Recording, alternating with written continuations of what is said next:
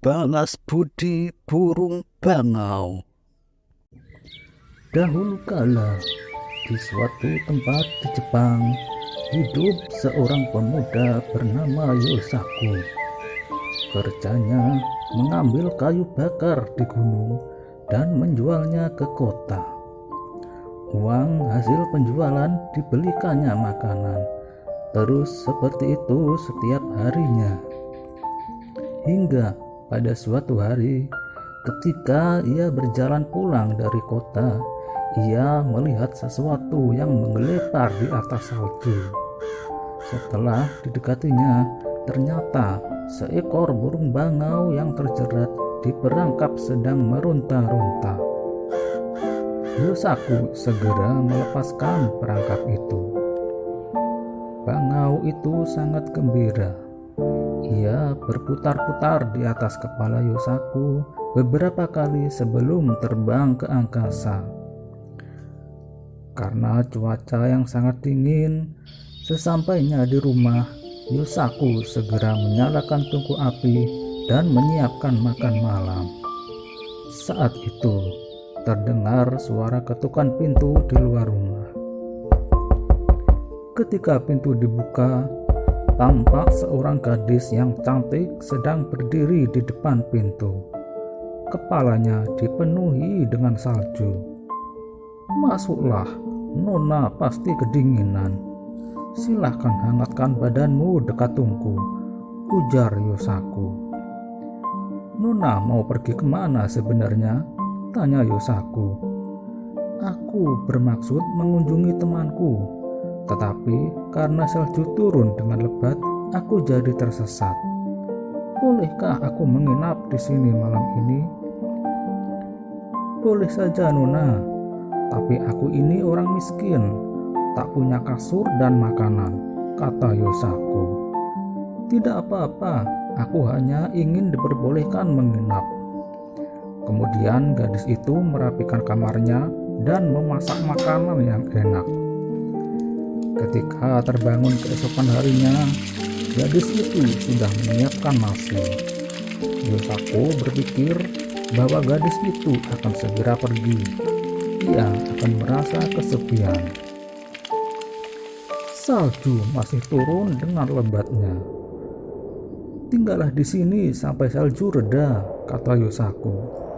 Setelah 5 hari berlalu, salju mereda.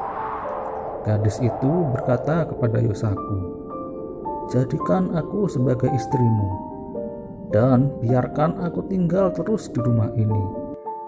Yosaku merasa bahagia menerima permintaan itu. "Mulai hari ini, panggillah aku Otsuru," ujar si gadis. Setelah menjadi istri Yosaku, Otsuru mengerjakan pekerjaan rumah dengan sungguh-sungguh. Suatu hari, Otsuru meminta suaminya Yosaku membelikannya benang karena ia ingin menenun. Otsuru mulai menenun. Ia berpesan kepada suaminya agar jangan sekali-kali mengintip ke dalam kamar tempat Otsuru menenun. Setelah 3 hari berturut-turut, Otsuru keluar. Kain tenunannya sudah selesai. "Ini tenunan Aya Nishiki.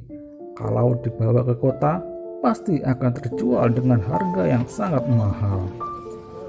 Yosaku sangat senang karena kain tenunannya dibeli orang dengan harga yang cukup mahal. Sebelum pulang, ia membeli bermacam-macam barang untuk dibawa pulang. "Berkat kamu, aku mendapatkan uang sebanyak ini. Terima kasih, istriku. Tetapi sebenarnya para saudagar di kota menginginkan kain seperti itu lebih banyak lagi." "Baiklah, akan aku buatkan," ujar Otsuru. Kain itu selesai pada hari keempat setelah Otsuru menenun. Tetapi tampak Otsuru tidak sehat dan tubuhnya menjadi kurus. Otsuru meminta suaminya untuk tidak memintanya menenun lagi. Di kota, sang saudagar minta dibuatkan kain satu lagi untuk kimono tuan putri. Jika tidak ada, maka Yosaku akan dihukum. Hal itu diceritakan Yosaku pada istrinya. Baiklah, akan kubuatkan lagi, tetapi hanya satu helai, kata Otsuru. Karena cemas dengan kondisi istrinya yang makin lemah dan kurus setiap hari, Yosaku berkeinginan melihat ke dalam ruang menenun.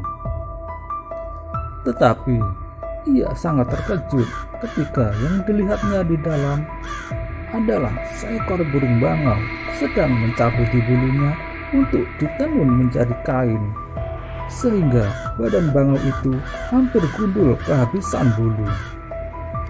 Bangau itu akhirnya sadar dirinya sedang diperhatikan oleh Yosaku.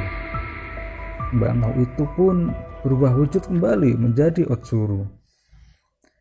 Akhirnya kau melihatnya juga, ujar Otsuru. Sebenarnya aku adalah seekor burung bangau yang dahulu pernah kau tolong. Untuk membalas budi, aku berubah wujud menjadi manusia dan melakukan hal ini, ujar Otsuru. Berarti sudah saatnya aku berpisah denganmu, lanjut Otsuru. Maafkan aku, kumohon jangan pergi, kata Yosaku.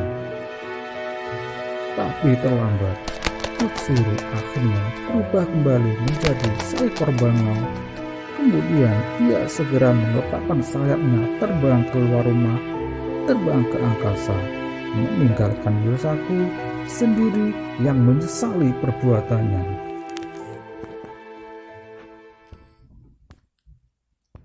Terima kasih telah menonton.